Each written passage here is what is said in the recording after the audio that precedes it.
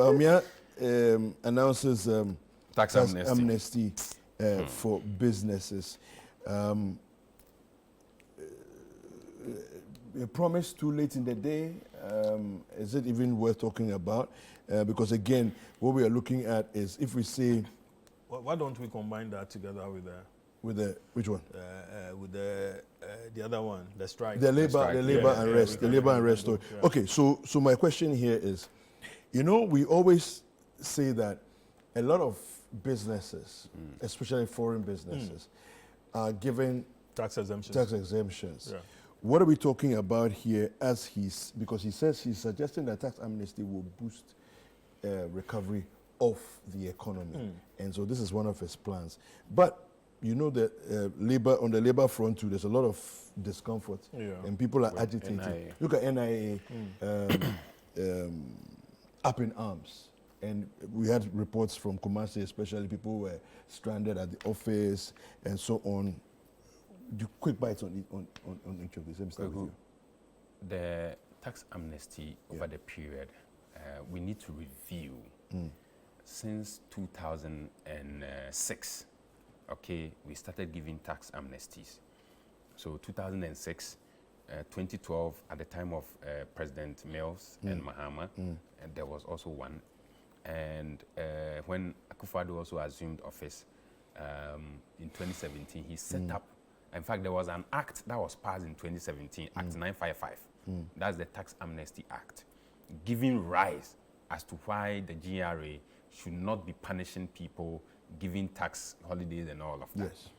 We understand. Yes. But look at our current circumstance and why we cannot go ahead with a tax amnesty. Even the IMF program would not permit it. You are here cutting down on people's interest on bonds and what have you. That's a debt restructuring, all right? You have taken away people's monies, their interests are all gone. And you are in turn giving amnesties to individuals and businesses who should have paid monies or revenues to the state in order to run. You are going to give them tax holidays. At whose expense? And mind you, some businesses and individuals deliberately default in such payments because they know it's an election year and really nothing will be done to them. All right? Again, you have an IMF program where you are claiming to take away the e-levy that is giving you almost about 1.2, 1.3 billion last year. That is the revenue generated from there. You want to take away the 10% tax on betting. In fact, there are quite a number of taxes you want to take away when you assume office as president. And I think that over the period, tax amnesties have not achieved the purpose for which really we decided to go ahead with those programs. All right. So we need to have a deliberate decision that because of the system, the kind of system we find ourselves, because of the situation we find ourselves, we are in dire need of all the revenues that we can generate. Yes. We do not need to go ahead with a tax amnesty now, but this is what we are going to do, and some form of an installment. So if I owe, I will institute some form of installment with the GRA that within this period I'll be able to honor my tax obligations, and that's as far as it goes. But not to grant amnesties to organizations and individuals that at the end of the day will not give us the needed revenue we need to run as a nation. Thank you. All right? And a little bite on the NIA, if you don't mind. Okay. You have a 10-second bite on the NIA. Quick. Okay, so with the issue of the NIA, listen, the internet strike should have started somewhere in March. They gave those red flags. So you should have sat with them as Labour Commission or the Ministry of Employment and Labour Relations. You should have sat with them to deal with this matter. These conditions have been prevailing all along. So why wait till now? All right. So let me pick it from where he's ending. Now, is NIA under Ministry of Communication or Interior or Labour? There's always confusion in that area. So, I mean, chances are that its work is being regulated by NCA. Sometime ago, Ministry of Communication was. Then later we heard that, oh, it's under interior. Now, if an institution I would imagine it should be under interior. Okay, so if an institution under interior... So why did the Minister of Employment, Labour Relations come in now? In March? No, because there are labor issues.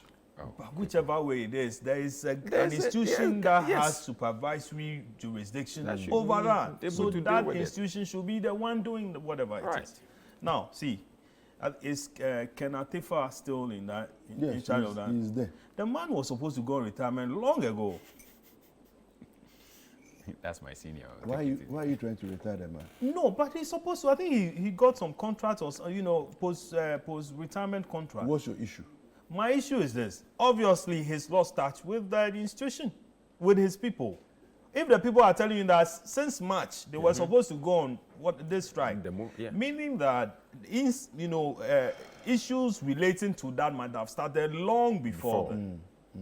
Okay, and even if they gave you up to March and you didn't do anything about it, and we are in June and the guys are proceeding on strike, I mean, then there's an issue. All right. So I mean, something has to be done. If his removal will, spark the needed change, fair enough, because then a new person could bring in a new idea, okay?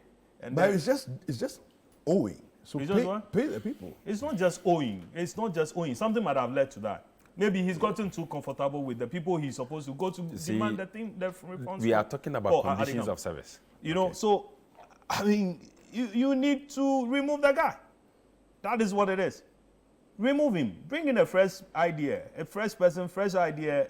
I thought you were the one who was saying that with 7 months to go. No, but the president is removing others. He's removing others and appointing people. Okay, gentlemen, thank you very much. No, let me do the tax thing. Yes, the tax. You see, the tax thing has been skewed in favor of foreign, organizations, foreign-based companies.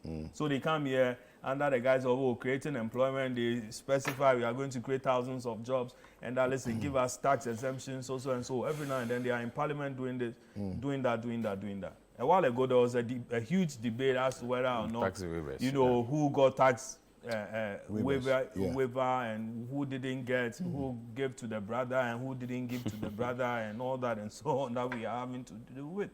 Now, if local companies can get that, including City